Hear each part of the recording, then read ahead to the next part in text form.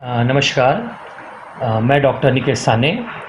आज आप सभी को आग लगने पर जो उपाय किए जाने चाहिए, उससे बचने के लिए आग क्यों लगती है, इसके बारे में थोड़ी एक संक्षिप्त जानकारी देना चाहता हूँ।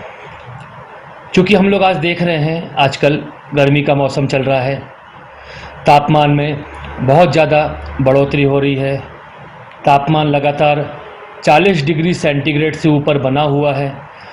तो ऐसे समय में जब तापमान में अत्यधिक बढ़ोतरी होती है तो आग लगने की घटनाएं हमारे सामने ज़्यादा से ज़्यादा देखने को मिलती है। क्योंकि जब तापमान बढ़ता है तो टेम्परेचर बढ़ने से घर्षण के कारण या अन्य किसी तरीके से आग लगने की घटनाएं ज़्यादा से ज़्यादा होने लगती है। यदि हम आग लगने की बात करें तो आग किसी भी ज्वलनशील पदार्थ के माध्यम से लग सकती है। जब कोई ऐसा पदार्थ जो आग के संपर्क में आने पर अत्यधिक ऊष्मा का प्रवाह करने लगे तो इस स्थिति में आग लगने की घटनाएं होने लगती हैं। सामान्यतः आग किसी ज्वलनशील पदार्थ के संपर्क में आने पर शॉक सर्किट के द्वारा गैस लीकेज के माध्यम से देखने को मिलती है। आग से बचने के अगर हम घरेलू उपाय की बात करें तो घरों में हमारे यहाँ पर सामान्यतः अग्निशामक यंत्र बहुत ही कम देखने को मिलेंगे, क्योंकि उसका हम ज़्यादा से ज़्यादा प्रयोग नहीं करते हैं। पर यदि घरेलू उपाय की हम लोग बात करें तो यदि घर में कंबल हो तो हम उसको गीला करके, यदि किसी व्यक्ति को आग लगी हुई है किसी के ऊपर या उसका शरीर जल रहा है आग के कारण, तो उस गीले कंबल को हम उस व्यक्ति को ढककर आग को बुझाने का प्रयास बहुत अच्छे से कर सकते हैं। क्योंकि हम सभी जानते हैं कि आग जो होती है वो ऑक्सीजन की उपस्थिति में लगती है, और यदि हम ऑक्सीजन की उपस्थिति को डिस्कनेक्ट कर दें तो हम आसानी से किसी भी आग को बुझा सकते हैं।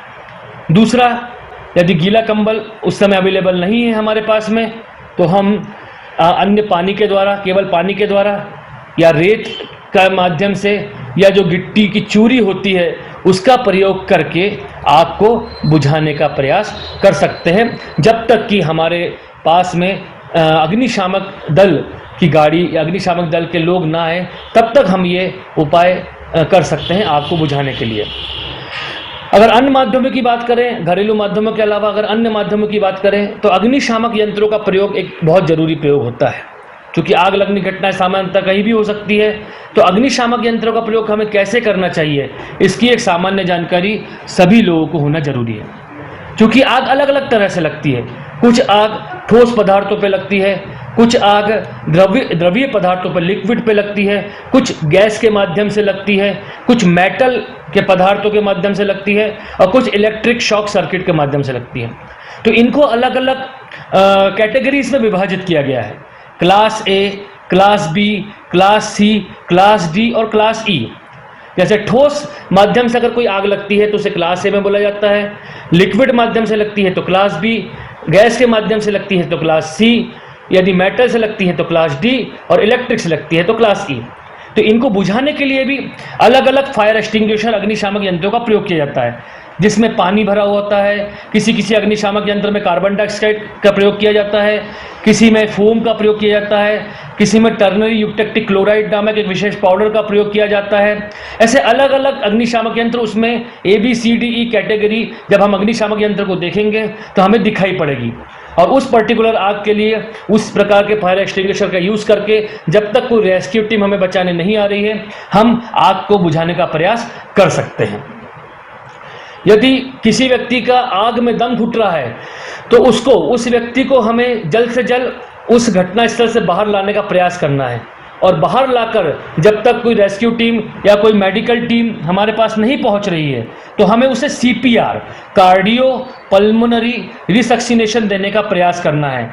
और ये प्रक्रिया हमें जब तक अपनानी है जब तक कि हमारे पास कोई रेस्क्यू टीम या मेडिकल टीम नहीं पहुंच रही है या हम उसको नज़दीकी अस्पताल तक नहीं पहुंचा पा रहे हैं, तब तक उस व्यक्ति को CPR देके, कार्डियो पल्मोनरी रिसक्शन करके हम उसकी जान बचाने का प्रयास कर सकते हैं। तो आग से बचने के लिए हमें सामान्य जानकारी होना बहुत ज़रूरी है। अगर हम सामान्य जानकारी रखेंगे, जागरूक रहेंगे, तो आग लगने की घटनाओं के बाद भी हम जान माल के नुकसान को कम से कम कर सकेंगे। धन्यवाद।